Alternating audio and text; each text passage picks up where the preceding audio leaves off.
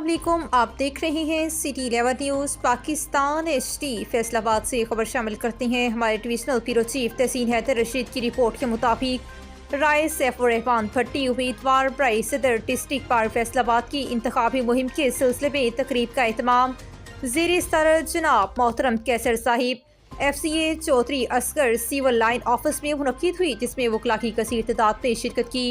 तफसीलात के मुताबिक राय सैफुर रहमान भट्टी उम्मीदवार बराए सदर डिस्ट्रिक्ट बार फैसलाबाद की इंतखाबी मुहिम के सिलसिले में तकरीब का एहतमाम हुआ, जिसमें सीनियर एडवोकेट मलिक अरशद अफान ने बाकायदा ऐलान किया कि वो इलेक्शन में राय सैफुर रहमान भट्टी उम्मीदवार बराए सदर को मुकम्मल हमायत और सपोर्ट करेंगे।